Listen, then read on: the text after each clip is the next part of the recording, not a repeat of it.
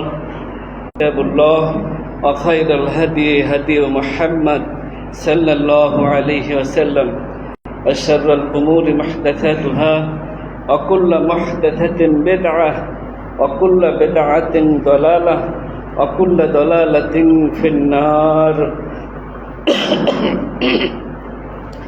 فقد قال الله تعالى في كلام المجيد الفرقان الحميد أعوذ بالله من الشيطان الرجيم بسم الله الرحمن الرحيم فاذكروا الله قياما وقعودا وعلى جنوبهم إلى آخر الآية. وعن عائشة رضي الله تعالى عنها قالت كان النبي صلى الله عليه وسلم يذكر الله على كل أحيان رواه الترمذي بسند صحيح. উপস্থিত সম্মানিত মুসলিমবৃন্দ, পর্দার অন্তরালে অবস্থানরত সম্মানিত মা ও বোনেরা, খুতবার শুরুতেই মহান আল্লাহর দরবারে অশেষ প্রশংসা শুকরিয়া নিয়ে হাজির হচ্ছি, যিনি আমাদেরকে দয়া করে মায়া করে সুমতি দিয়ে হাজারো ব্যস্ততা থেকে আলাদা করে মসজিদমুখী করে দিয়েছেন, হেদায়েতের মাধ্যম খুতবার শুরুতেই কবুল করেছেন। এজন্য আমরা খুশি হয়ে প্রশংসা জ্ঞাপন করে বলি আলহামদুলিল্লাহ। আরো একটু আন্তরিকতা দিয়ে বলি আলহামদুলিল্লাহ। দরুদ সালাম বর্ষিত হোক মানবতার মুক্তির দূত মুহাম্মদ সাল্লাল্লাহু আলাইহি ওয়াসাল্লামের প্রতি। আল্লাহুম্মা সাল্লি আলা মুহাম্মদ আল্লাহুম্মা বারিক আলা মুহাম্মদ। সম্মানিত উপস্থিতি, খুতবাটা যেন আপনাদের হেদায়েতের জন্য কাজে লাগে, সেই দিকে খেয়াল রেখে গুরুত্বের সঙ্গে যেন বোঝাতে পারি, সেজন্য আমি আল্লাহর শেখানো দোয়া পাঠ করছি। রব্বি ইশরাহ লি সাদরি ওয়া ইয়াসসির লি আমরি ওয়াহলুল উকদাতাম মিন লিসানি ইয়াফকাহু কওলি। সম্মানিত উপস্থিতি, খুতবা দিতে হয় কোরআন এবং সহিহ হাদিস অনুযায়ী, আর এরকম খুতবা হলে মনোযোগ দিয়ে শুনতে হয়। শুরু থেকে শেষ পর্যন্ত প্রত্যেকটা কথা মনোযোগ দিয়ে শুনতে হয়, নইলে আল্লাহর কাঠ গড়ায় আসামি হতে হয়। তাই অনুরোধ করব, খুতবার এ টু জেড মনোযোগ সহকারে ধরে রাখার চেষ্টা নিয়ে একটু নড়ে চড়ে স্থির হয়ে মনোযোগী উপযুক্ত যোগ্য শ্রোতা হওয়ার চেষ্টা করুন। আল্লাহ পাক আপনাদেরকে কবুল করুন বলে আমিন। সম্মানিত উপস্থিতি, আমার আলোচনার বিষয় জিকির আল্লাহ পাক করতে আদেশ করেছেন। জিকির আমরা কিভাবে করব, কোথায় কোথায় জিকির করতে হয়, এই জিকিরের উপর আমার আজকের খুতবা। সম্মানিত উপস্থিতি, দেখা যায় অন্যরা জিকির করে সপ্তাহে একবার হালকায় জিকির, মাগরিব বাদ একটু আস্তে একটু জোরে অথবা পুরোপুরি জোরে, সপ্তাহে একবার করেই শেষ, আর জিকির দেখা যায় না। কিন্তু জিকির ওই রকম নাকি জিকির সব জায়গায় সব সময়, সেটা আমি বোঝানোর জন্য আজকের খুতবা দেওয়ার জন্য দাঁড়িয়েছি। সম্মানিত উপস্থিতি, আমি এই বিষয়টি বোঝানোর জন্য আমি শিরোনাম করেছি সূরা নিসার 103 নম্বর আয়াত থেকে একটা বাক্য। আল্লাহ পাক আদেশ করেছেন, ফাযকুরুল্লাহ কিয়ামান ওয়া কুউদান ওয়া আলা জুনুবিহিম। তোমরা আল্লাহর জিকির করো দাঁড়ানো অবস্থায়, বসা অবস্থায়, শোয়া অবস্থায়। এবারে আপনাদের কাছে জিজ্ঞাসা, জিকির যদি আল্লাহ করতে আদেশ করেন দাঁড়ানো অবস্থায়, বসা অবস্থায়, শোয়া অবস্থায়, তাহলে কি পরিষ্কার নয় যে জিকির সব সময়? জিকির সব সময়। এরপরে শুনুন শিরোনামের হাদিস তিরমিজিতে এসেছে, হাদিসটি সহিহ। যে হাদিসটি রেফারেন্স দিচ্ছি, হাদিসটির রেফারেন্স হলো 33 84 নম্বর হাদিস। হাদিসটি বর্ণনা করেছেন হযরত আয়েশা রাদিয়াল্লাহু তাআলা আনহা। তিনি বলেছেন যে কানান নবী সাল্লাল্লাহু আলাইহি ওয়াসাল্লাম ইয়াযকুরুল্লাহা আলা কুল্লি আহইয়ানি, যে মা আয়েশা রাদিয়াল্লাহু তাআলা আনহা থেকে বর্ণিত, তিনি বলেন যে নবী সাল্লাল্লাহু আলাইহি ওয়াসাল্লাম আল্লাহর জিকির করতেন সব সময়। আল্লাহর জিকির করতেন সব সময়। আমরা কি সব সময় আল্লাহর জিকির করি? সব সময় জিকির করতে সক্ষম যদি না হই, আমাদের ইসলাম পরিপূর্ণ হবে? আল্লাহর যতটুকু হক আদায় করতে হয় সেই হক কি আদায় হবে? মানুষের যতটুকু হক আছে সেই হক কি আদায় হতে পারে? পারে না। এবারে আমি আপনাদের বুঝাবো জিক্রুন শব্দের আবেদনিক অর্থ কি। জিক্রুন শব্দের আবেদনিক অর্থ হলো স্মরণ করা আর স্মরণ করানো। আল্লাহকে স্মরণ করা, আল্লাহকে মনে করা, আর আল্লাহকে স্মরণ করানো, আল্লাহকে মনে করানো, এই হলো জিক্রুন শব্দের আবিধানিক অর্থ। এবার পারিভাষিক অর্থ, জিকির কাকে বলে? পরিভাষায় জিকির কাকে বলে? অন্তরে কথায় ও কাজে আল্লাহর আদেশ নিষেধ মেনে চলাকে জিকির বলে। খুব খেয়াল করুন, আমি যদি জিকিরের পরিভাষা বোঝাতে না পারি, আজকের খুতবা আমি আপনাকে বোঝাতে সক্ষম হব না। তো জিকির কাকে বলে? অন্তরে কথায় ও কাজে আল্লাহর আদেশ নিষেধ মেনে চলাকে জিকির বলে। আমার সাথে একটু বলুন, অন্তরে কথায় ও কাজে আল্লাহর আদেশ নিষেধ মেনে চলাকে জিকির বলে। এখন দেখতে হবে আমাদের জীবনে দিনে ও রাতে আল্লাহর আদেশ নিষেধ মেনে চলি কি চলি না, সে বিষয়ে আমি আপনাকে স্মরণ করিয়ে দেব সূরা নিসা 136 নম্বর আয়াত। এই আয়াত আপনারা বারবার শুনেছেন, কিন্তু আপনার পা থেকে মাথা পর্যন্ত রয়েছে আল্লাহর জিকির। আপনি সেই জিকির সম্পর্কে গাফেল, আর গাফেলদের পরিণাম ভয়াবহ, এ বিষয়ে আপনারা জানেন। সম্মানিত উপস্থিতি, সূরা নিসা 136 নম্বর আয়াতে আল্লাহ পাক ইরশাদ করেছেন, ইয়া আইয়ুহাল্লাযীনা আমানু আমিনু বিল্লাহি ওয়া রাসূলিহি ওয়াল কিতাবিল্লাযী নাযালা আলা রাসূলিহি, হে ঈমানদারগণ, আল্লাহর উপরে ঈমান আনো, তার রাসূলগণের উপরে ঈমান আনো, আর সেই কিতাবের উপর যে কিতাব নাজিল হয়েছে নবী রাসূলদের উপরে। ঈমানদার বলে ডেকে আল্লাহ তার উপর ঈমান আনতে আদেশ করছেন। তার মানে আপনি ঈমানে যদি দুর্বল হন, আপনাকে ঈমান নবায়ন করতে আদেশ করেছেন। আর আপনি যদি এই আদেশ মানার জন্য আপনি আপনার ঈমান ঠিক করেন, তো আপনি আল্লাহর জিকির করছেন। কারণ জিকির কাকে বলে?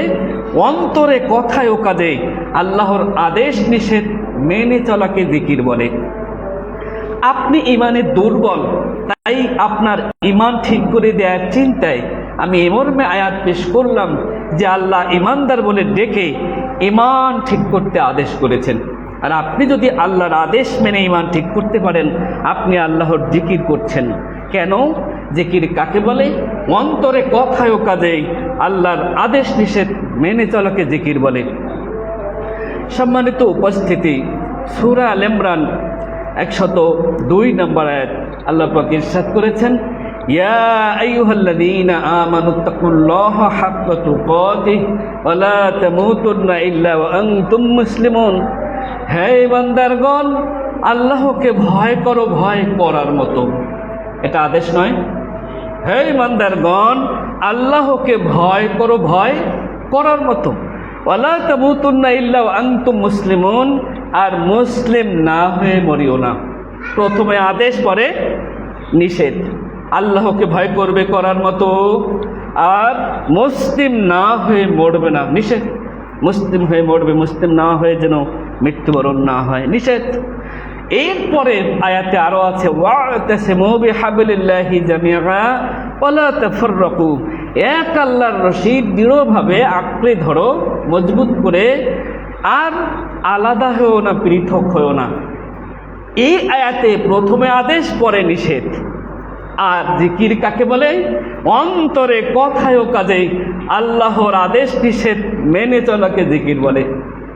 তো আপনি যদি আল্লাহর আদেশ মানতে আল্লাহকে ভয় করার মতো করেন, মুসলিম হয়ে যদি মরতে পারেন, আর সবাই মিলে একত্রে থাকতে পারেন একতাবদ্ধ হয়ে, আর কেউ কারো থেকে যদি আলাদা না হচ্ছেন, তো আল্লাহর আদেশ নিষেধ মেনে চলে আল্লাহর জিকির করছেন।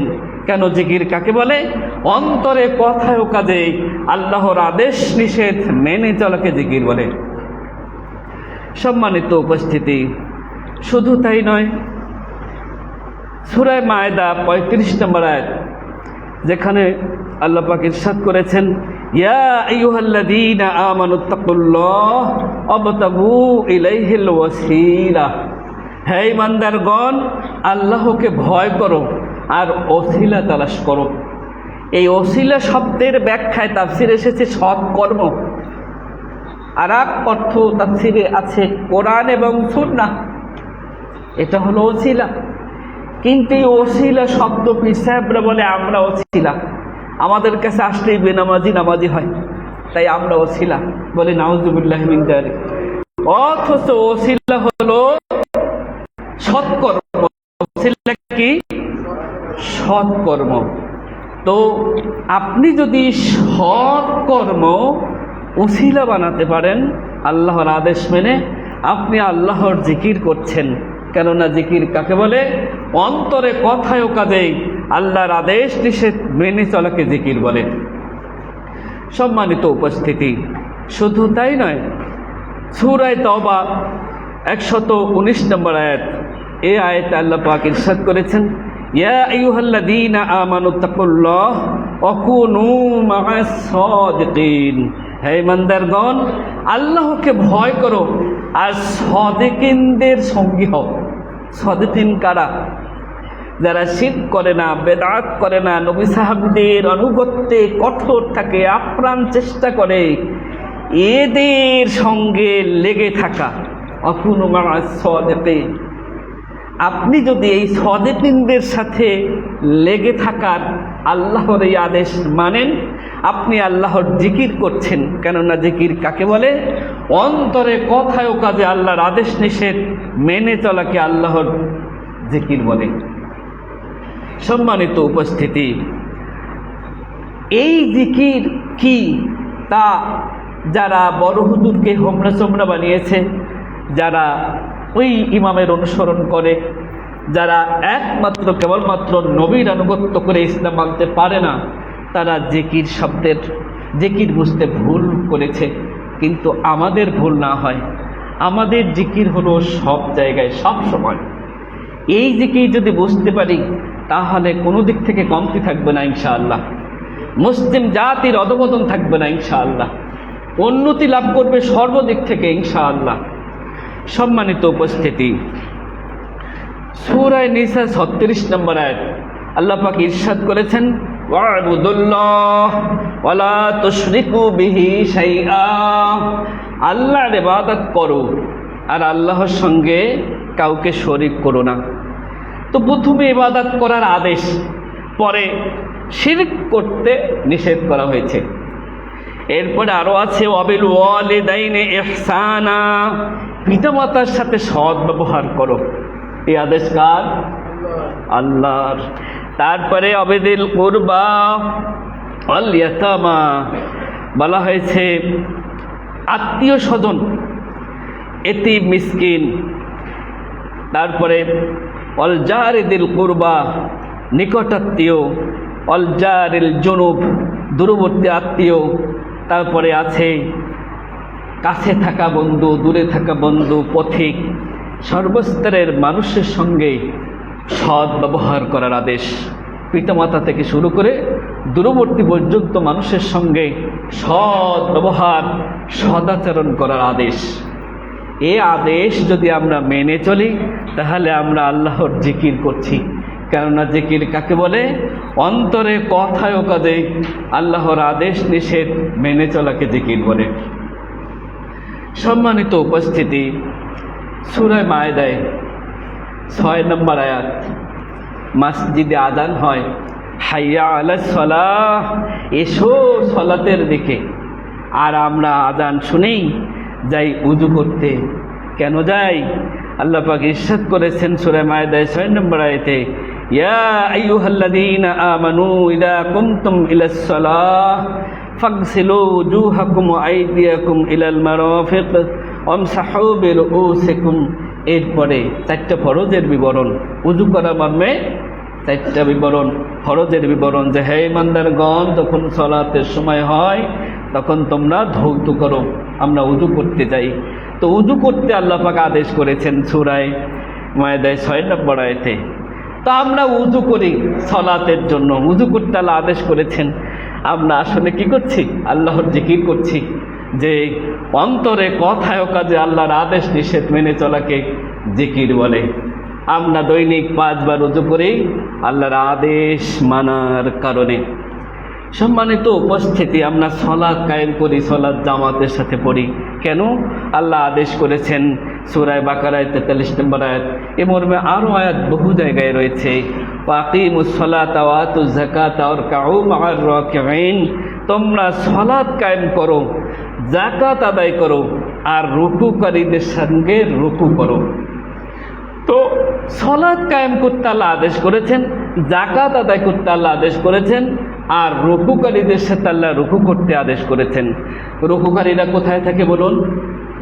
ওই যে ইমামের পিছনে জামাতবদ্ধ সালাতে রুকুকারীরা থাকে। আল্লাহর আদেশ। আপনার কাছে আল্লাহর এই আদেশের মূল্য আছে? আপনি তো জিকির বোঝেন না, জিকির কাকে বলে, যার জন্য আপনি মূল্য বুঝতেছেন না। একটা মানুষের জীবনে অবদান রাখে, তারপর যদি কখনো সীমালঙ্ঘন করে, বেয়াদবি করে, তো বলে আমি তোর জন্য কি করি নাই, আর তুই আমার সাথে এমন আচরণ করলি, তুই আমার অবদান মনে রাখতে পারলি না। এটা যদি মানুষের মধ্যে থাকে, আল্লাহর ক্ষেত্রে এটা আরো কত বেশি জোরালো, যে আল্লাহ পা থেকে মাথা পর্যন্ত মানুষকে আশরাফুল মাখলুকাত করেছেন। শ্রেষ্ঠ মানুষ, শ্রেষ্ঠ সৃষ্টি, আশরাফুল মাখলুকাত করেছেন। তারপরে নবী রাসূল দিয়েছেন, তারপরে আসমানি কিতাব দিয়েছেন, তারপরে কত অসংখ্য নেয়ামত দান করেছেন। দিয়েছেন লম্বা একটা হায়াত, 60, 70 কি 100 বছরের জিন্দেগি দিয়েছেন। হায়াতে তৈবা চর্চা করার সময়, সম্ভাবনা আছে জান্নাত, সেই অপার নিয়ামত লাভ করার। এই আল্লাহ বলতে পারে না যে বান্দা তোরে আমি কি দেই নাই, তুই আমাকে সব সময় মনে রাখিস নাই, তুই সব সময় আমার জিকির করিস নাই? আল্লাহ বলতে পারে না? তখন আমাদের জবাবদিহিতা কি হতে পারে? জবাব দেওয়ার সিস্টেম, হিসাব মিলিয়ে নিয়েছেন কি? এই হিসাব মেলানো জরুরি, খুব জরুরি।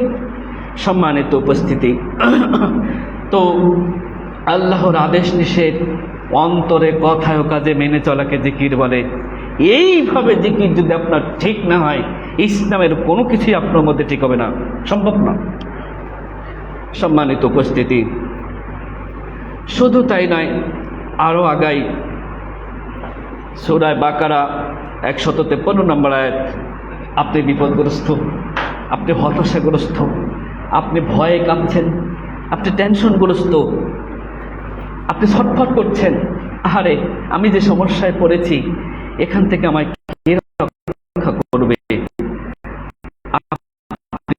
যদি আল্লাহ আপনাকে এখানে আদেশ করি, 55 নম্বর আয়াতে, ইয়া আইয়ুহাল্লাযীনা আমানুস্তাঈনু বিস-সাবরি ওয়াস-সালাহ ইন্নাল্লাহা মা'আস সাবিরিন।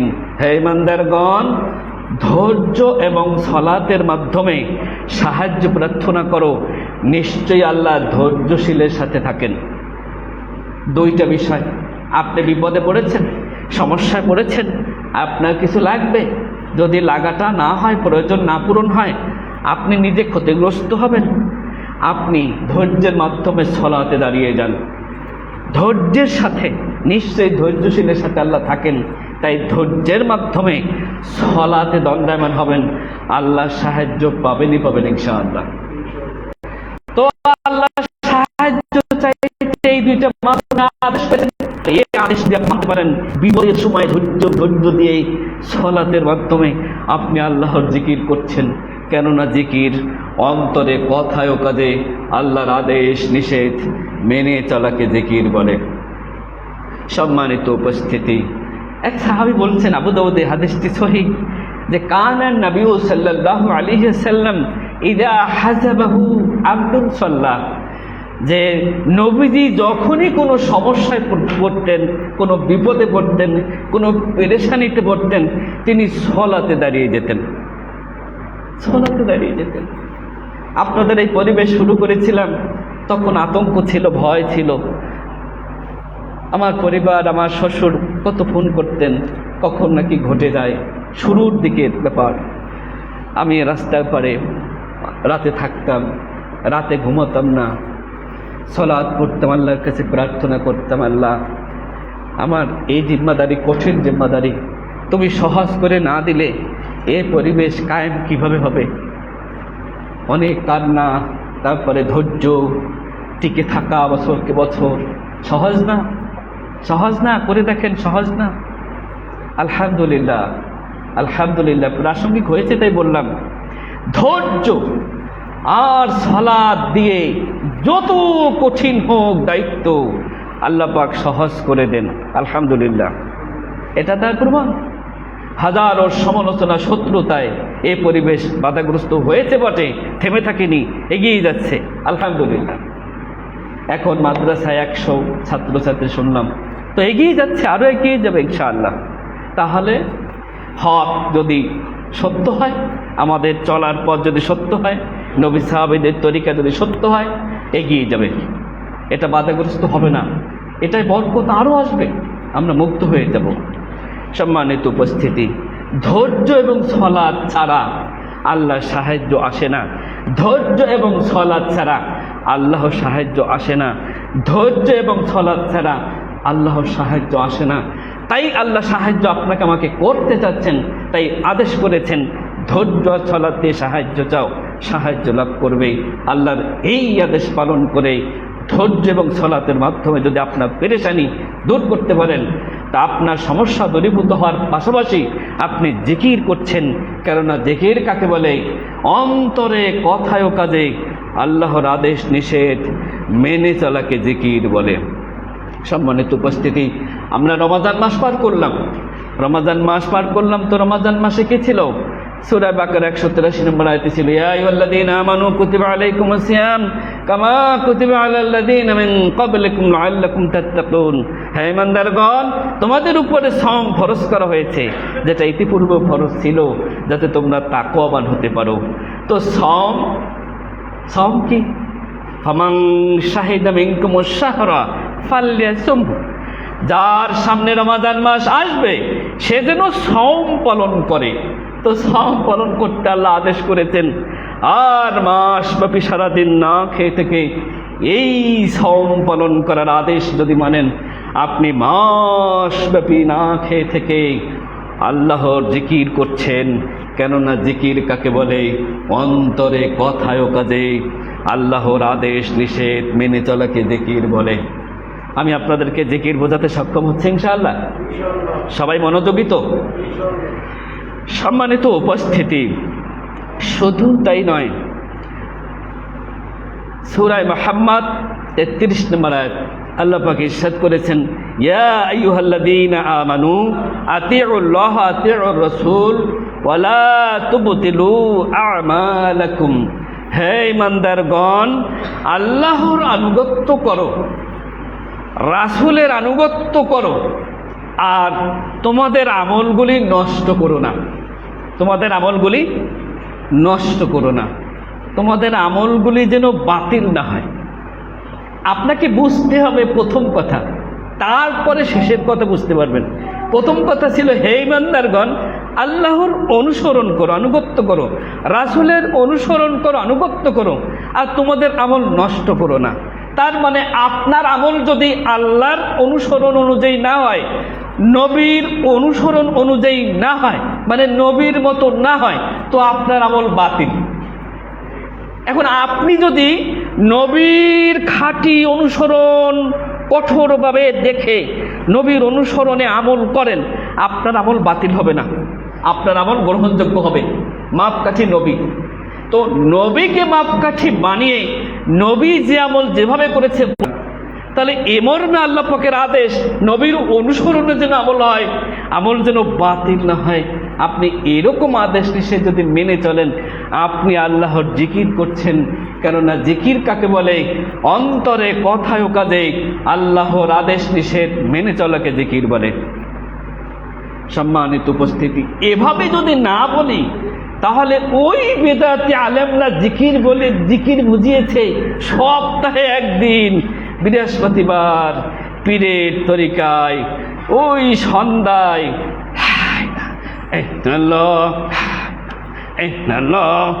আবার একেবারে এই হলো জিকির। আর একটু সপ্তাহে একদিন একবার করে আর জিকিরের খবর নাই। এই কি জিকির?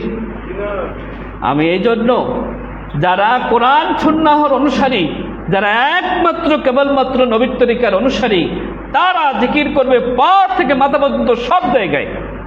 সেজন্য আল্লাহর আদেশ নিষেধ কোথায় কোথায় আছে, এ মর্মে কোথায় কোথায় আয়াত আছে, আমি আপনাদেরকে স্মরণ করিয়ে দিয়ে বোঝাতে চাই যে জিকির হলো অন্তরে কথায় কাজে আল্লাহর আদেশ নিষেধ মেনে চলাকে জিকির বলে। সম্মানিত উপস্থিতি, শুধু তাই নয়, আপনাদের কামাই রোজগার হালাল না হারাম? কেউ সুদ জায়েজ বানাচ্ছেন না তো? ছেলে ইটালি পাঠাতে হবে, অমুকের বিল্ডিং একটা হয়ে গেছে, আমার একটা হচ্ছে না, অবস্থা পাল্টাতে হবে। তো যেভাবে হোক জমি বেচে কিছু টাকা ম্যানেজ হলো, আর কিছু টাকা একটু কিস্তির মাধ্যমে, তাহলে যদি ইটালিয়ানরা নেয়, তাহলে আমার কতক্ষণ লাগবে বড় লোক হতে, একজন বিল্ডিংওয়ালা হতে কতক্ষণ লাগবে? সম্মানিত উপস্থিতি, তাহলে আপনি কি করছেন? নিজেকে ধ্বংস করছেন। লোভে লোভে পড়ে আপনি নিজেকে ধ্বংস করছেন, আল্লাহর থেকে দূর হয়ে যাচ্ছেন। আল্লাহর জিকির আপনার দ্বারা সম্ভব হবে না। একটা আয়াত শুনুন, সূরা বাকারা 172 নম্বর আয়াত আল্লাহ পাক ইরশাদ করেছেন, ইয়া আইয়ুহাল্লাযীনা আমানু কুলু মিন তাইয়্যিবাতি মা রাযাকনাকুম, হে ইমানদারগণ, তোমাদের জন্য যে রিজিকগুলি পবিত্র, সেই পবিত্র রিজিকগুলি খাও। মানে যা কামাই করবেন তা হতে হবে পবিত্র, যা খাবেন তা হতে হবে পবিত্র। ইবাদত কবুলের শর্তের মধ্যে হালাল কামাই, হালাল খাবার আছে কি নেই? এখন আল্লাহ পাক হালাল খাবার খেতে আদেশ করেছেন, হারাম খাবার খেতে নিষেধ করেছেন।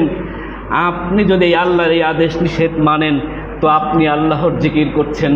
কেননা জিকির হলো অন্তরে কথায় ও কাজে কর্মে আল্লাহর আদেশ নিষেধ মেনে চলাকে জিকির বলে। সম্মানিত উপস্থিতি, এরপরে সূরা বাকারা 254 নম্বর আয়াত আল্লাহ পাক ইরশাদ করেছেন, ইয়া আইয়ুহাল্লাযীনা আমানু আনফিকু মিম্মা রাযাকনাকুম মিন ক্বাবলি।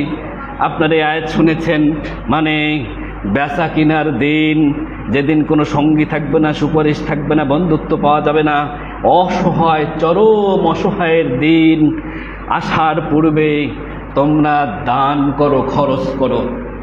এই যে কোথায় আমরা ছাবরায় ছিলাম, সেই ছাবরা থেকে আমরা এখানে এসেছি। আপনাদের দানের ফসল, আপনাদের কিসের ফসল? দান করতে আল্লাহ পাক আদেশ করেছেন, আর এই আদেশ পালন করেছেন বলেই আজকে আপনাদের এই অবস্থা। কিন্তু অন্যদিকে আপনারা কি করেছেন? দান করতে আল্লাহ আদেশ করেছেন, আর অন্যদিকে জিকির করেছেন। কারণ জিকির কাকে বলে? অন্তরে কথায় ও কাজে আল্লাহর আদেশ নিষেধ মেনে চলাকে জিকির বলে। তো দান করার আদেশ মেনে আল্লাহর জিকির করেছেন। এখানে ক্লান্ত হওয়া যাবে না, বলা যাবে না এত দান করে কুলানো যায়। খবরদার খবরদার, যা করেছেন তা জলে যাবে। মন বড় রাখবেন, সৎ সাহস রাখবেন। দান করার ক্ষেত্রে কোনো অপারগতার সুযোগ, কোনো বিরক্ত হওয়ার কোনো সুযোগ নবীজি রাখেন নাই। নবীজি এভাবে বলেছেন বুখারীতে কিতাবুল আদাব অধ্যায়ের হাদিস, যে ইত্তাকুন নার ওয়ালা বিশিক্কিন তামরা ফাবিকালিমাতিত তাইয়্যিবা, জাহান্নাম থেকে বাঁচো একটা খেজুরের টুকরা দান করে হলো।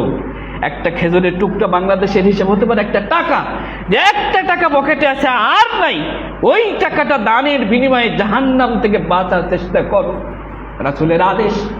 এরপরে বলেছেন দান করার কিছুই নেই, ভাবি কালিমাতিত তাইয়্যিবা, তাহলে সুন্দর সুন্দর কথা বলো, ওটা দান সদকা হবে, আর ওটার বিনিময়ে জাহান্নাম থেকে বাঁচার উপায় হবে। তো সেখানে আপনি বিরক্ত হন কিভাবে? যদি হন তাহলে আপনি ইসলাম বুঝতে পারেননি, আপনি দানের মর্ম বোঝেননি। দায় থেকে দান করিয়ে নদান কবুল হবে না, দায় থেকে দান করিয়ে নদান কবুল হবে না, বরং দানের ক্ষেত্রে ধৈর্য রাখুন, বেশি বেশি দান করার সহ্য ক্ষমতা বাড়ান, আপনার ভালো হবে। আপনি জানেন নবী সাল্লাল্লাহু আলাইহি সাল্লাম এক জিহাদ পরিচালনার জন্যে দানের আহ্বান করলেন। সেই সময় হযরত ওমর দেখলেন হযরত আবু বকরের দানের সামর্থ্য কমে গেছে, এবার আমি আবু বকরকে পিছনে ফেলে দেব, সেজন্য ওমর অনেক দান করলেন। সবার দান গ্রহণ করা হলো, আবু বকরের দানের অপেক্ষা করছেন নবীজি। হযরত আবু বকর খাতা বালিশ নিয়ে হাজির হয়েছেন। নবীজি বললেন এটা কি হবে? তো আবু বকর বললেন আমার দান করার কিছুই নাই, ঘরে ছিল খাতা বালিশ, আমি সেই খাতা বালিশ দান করলাম। মুজাহিদরা সারাদিন যুদ্ধ করে ক্লান্ত দেহ আমার এই খাতা বালিশ এলে নিয়ে দেবে, আমার ঘরে এটাই ছিল দান করার উপায়, আমার আর উপায় ছিল না। নবীজি বললেন এটাই সবচেয়ে বড় দান। নবীজি বললেন তোমার ঘরে কি রেখে এসেছো? তো বললেন আমার ঘরে আল্লাহ এবং তার রাসূলকে রেখে এসেছি। চিন্তা করুন, আল্লাহ এবং তার রাসূলকে কিভাবে মানে, এটা একটা নমুনা। দান করার ক্ষেত্রে কোনো বিরক্ত হওয়ার সুযোগ নাই। সুবহানাল্লাহ বিহামদিহি। তো দান করার আদেশ এ মর্মে আয়াত বহু জায়গায় কোরআনে। মসজিদ মাদ্রাসা আপনাদের দানে সহজ হবে। তো এক্ষেত্রে আপনারা কখনো ক্লান্ত হবেন না। এ মর্মে আদেশে বহু আয়াত রয়েছে, এই আদেশ যতবার মান্য করবেন আপনারা আল্লাহর জিকির করবেন। এরপরে সম্মানিত উপস্থিতি, সূরা বাকারায় 208 নম্বর আয়াত, এখানে আল্লাহ পাক ইরশাদ করেছেন হে ইমানদারগণ ইসলামে প্রবেশ করো পরিপূর্ণরূপে। ইসলামে প্রবেশ করো পরিপূর্ণরূপে। আপনি অর্ধেক ইসলামে আছেন, অর্ধেক ইসলাম ছাড়া। এটা দুঃখজনক, এটা দুঃখজনক। আপনার ইসলামটা পা থেকে মাথা পর্যন্ত সঠিক করবেন।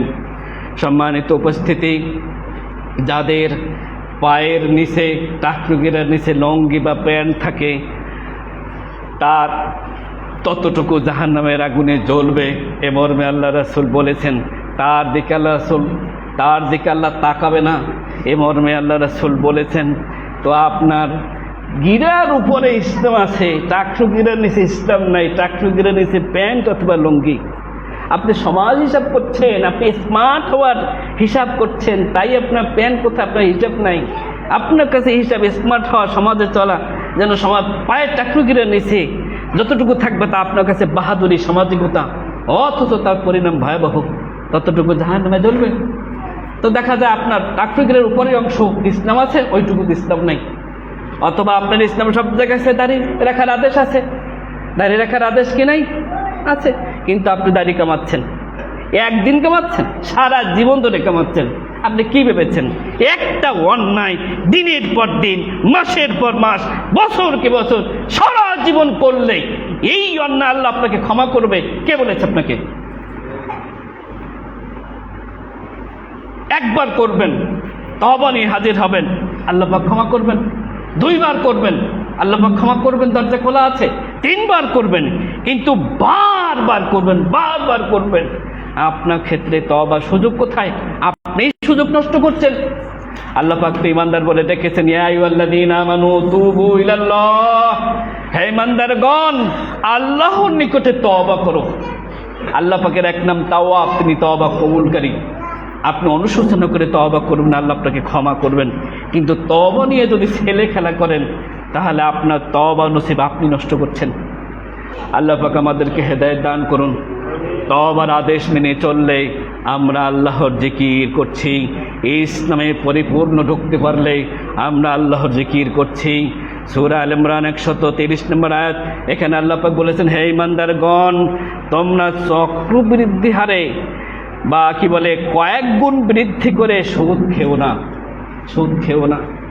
এই যে কিস্তির মাধ্যমে আমরা সুদ নেই একটু বড় হওয়ার, একটু সম্পদশালী হওয়া, প্রতিষ্ঠিত হওয়ার জন্য, এখানে এটা ঠিক নয়। আল্লাহ পাক নিষেধ করেছেন। আল্লাহ পাক হালাল খাবার, হালাল কামাই করতে নিষেধ করেছেন, আর হারাম কামাই মর্মে যত কিছু আছে নিষেধ করেছেন। আপনি এই আদেশ নিষেধ পালন করলে আল্লাহর জিকির করছেন, আর নতুবা আপনি আল্লাহর জিকির সম্পর্কে গাফেল হচ্ছেন। আর গাফেলের পরিণতির সম্পর্কে আপনারা জানেন। গাফেলের পরিণতি সম্পর্কে আপনারা জানেন? সূরা আরাফ 179 নম্বর আয়াতে, তাদের অন্তর আছে বুঝেও বুঝে না, কান আছে শুনেও শুনে না, চোখ আছে দেখেও দেখে না। এদেরকে বলেছেন এরা হলো চতুষ্পদ জন্তু, এরা হলো পশুর নাই। তারপরে বলেছেন বালহুম আদাল, পশু চাইতেও নিকৃষ্ট। শুধু তাই নয়, উলাইকা হুমুল গাফিলুন, এরা হলো গাফেল, এরাই হলো গাফেল, এরাই হলো গাফেল। গাফেল হওয়ার চেষ্টা করিয়েন না, সব সময় আল্লাহর জিকির করতে সামর্থ্যবান হন। যতভাবে মানুষ গাফেল হয়, আল্লাহর জিকির থেকে মানুষ গাফেল হয়। আপনি গাফেল হওয়ার চেষ্টা করিয়েন না। সম্মানিত উপস্থিতি, আপনাকে আমি কি দিয়ে বোঝাই? আল্লাহ পাক বলেছেন সূরা নিসা 29 নম্বর আয়াত, হে ঈমানদারগণ, অন্যায়ভাবে সম্পদ একে অপরের সম্পদ ভক্ষণ করিও না। অন্যায়ভাবে সম্পদ, আপনার গায়ে যদি শক্তি বেশি থাকে আপনার সাবধান হওয়া জরুরি। আপনার গায়ে যদি শক্তি বেশি থাকে আপনার সাবধান হওয়া জরুরি, কারণ আপনার সে শক্তি যায় কম, দুর্বল, বুদ্ধি কম। তার ক্ষেত্রে আপনি অন্যায়ভাবে কি করেছেন আপনার তা খেয়াল করা জরুরি। সম্মানিত উপস্থিতি, এই আয়াতের ব্যাখ্যায় গভীরে যেতে পারলাম না। আপনারা জ্ঞানী গুণী বুদ্ধিমান, বুঝতে পেরেছেন। অন্যায়ভাবে কারো সম্পদ ভক্ষণ করিয়েন না, অন্যায়ভাবে সম্পদ কামাই করিয়েন না।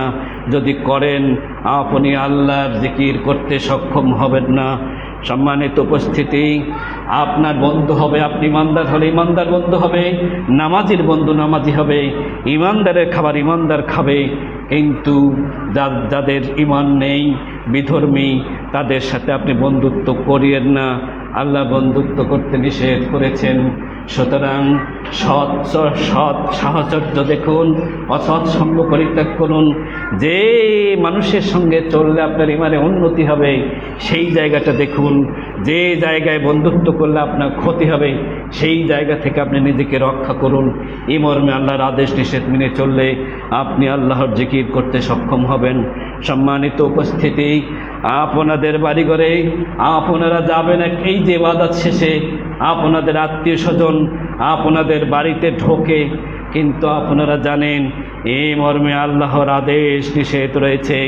সূরা নূর 24 নম্বর আয়াত আল্লাহ পাক ইরশাদ করেছেন, ইয়া আইয়ুহাল্লাযীনা আমানু লা তাদখুলু বুয়ুতান গায়রা বুয়ুতিকুম হাত্তা তাস্তানিসু ওয়া তুসাল্লিমু আলা আহলিহা। হে ঈমানদারগণ, তোমাদের নিজ গৃহ ছাড়া অন্যের গৃহে, অন্যের ঘরে প্রবেশ করবে না যতক্ষণ না অনুমতি দেওয়া হয়। তারপরে তাদেরকে সালাম দেবে। একজন সাহাবী বলছিলেন, হে আল্লাহর রাসূল, আমার ঘরে আমার মা থাকে আর কেউ থাকে না, সেখানেও কি অনুমতি লাগবে? তা আল্লাহর রাসূল বললেন, তোমার মাকে কি তুমি খালি গায়ে দেখতে চাও? নাউজুবিল্লাহ, আস্তাগফিরুল্লাহ। তাহলে অনুমতি নেওয়ার বাধ্যবাধকতা আছে কি নাই? তো কারো বাড়িতে গেলে সালাম, অনুমতি লাগবে। এটা কি আপনাদের আলাদা বাড়িতে আছে? বুঝতে পারি না, কারণ আলাদা বাড়িতে পর্দার ব্যবস্থা নেই, বিহিবেড়া নেই। একজনের বউ আর একবারের বউ আর একবারের লোকেরা দেখতেছে কিনা? দেখতেছে না? আমি আলাদা বাড়ির সামনে একে অপরের থেকে বাঁচার জন্য, পর্দার জন্য, আমার বউ বেগানা পুরুষের থেকে বাঁচানোর জন্য ব্যবস্থা দেখতেছি না। দুই একজনের আছে নাকি, বাকি একেবারেই নাই। এই জায়গাটা কি হবে বলুন? জিকির কাকে বলে? অন্তরে কথায় ও কাজে আল্লাহর আদেশ নিষেধ মেনে চলাকে জিকির বলে। আপনি যদি কারো বাড়িতে যান, অনুমতি নেন, সালাম দেন, তাহলে আপনি কি করছেন? আল্লাহর আদেশ নিষেধ মেনে চলছেন, আপনি ওখানে আল্লাহর জিকির করছেন। আর আপনি যতদিন একজন মুসলিমের বাড়িতে যান, যতদিন, যতবার অনুমতি নাই, সালাম নাই, যতদিন নাই, যত মাস নাই, যত বছর নাই, সারা জীবন ধরে নাই, এত পাপ আপনি কি করবেন? এমন কোন তওবা আছে যে তওবা দিয়ে এতদিন তো সারা জীবনের পাপ কিভাবে কমাবে? সুতরাং আমি আপনাদের ইমাম ছিলাম, যত বিষয়ে পারিনি তার মধ্যে একটা বিষয়ে পারিনি, আমার ব্যর্থতা নাকি আপনাদের গাফেলতি তা আমি জানি না। অনুরোধ করব, আপনাদের বাড়িঘরের সামনে বিহিবারা ঠিক করুন, আপনার স্ত্রী বেগানা পুরুষের থেকে রক্ষা করুন, আপনি নিজেকেও রক্ষা করুন। সূরা নূরে আরও আয়াত আছে, পুরুষকে বলা হয়েছে তোমার চক্ষু নিম্নগামী রাখো মহিলাদের থেকে, আবার মহিলাদের বলা হয়েছে পুরুষের থেকে তোমার চক্ষু নিম্নগামী রাখো। এক্ষেত্রে পর্দার বিধান জরুরি, পর্দার বিধান ফরজ। এই পর্দার বিধান ফরজ, এই ফরজের আমলের খুব মহাসমস্যা আপনাদের মধ্যে। আমি অনুরোধ করছি, এই পর্দার ব্যাপারে আল্লাহর আদেশ নিষেধ পালন করুন, তাহলে আল্লাহর জিকির করবেন। নইলে ওই জায়গাটায় দিনকে দিন, মাসকে মাস, বছরকে বছর, সারা জীবন ধরে পাপ চলতেই থাকবে, চলতেই থাকবে। আপনি বুঝতে পারছেন? তাহলে কারো বাড়িতে অনুমতি ছাড়া গেলে পাপ, এটা আপনি বুঝতে পারছেন? কারো বাড়িতে সালাম না দিয়ে ঢোকা পাপ, বুঝতে পেরেছেন? আল্লাহ আদেশ করেছেন, মানছেন না, পাপ নয়? পাপ নয়? আল্লাহ নিষেধ করেছেন, আপনি করেই চলেছেন, পাপ নয়?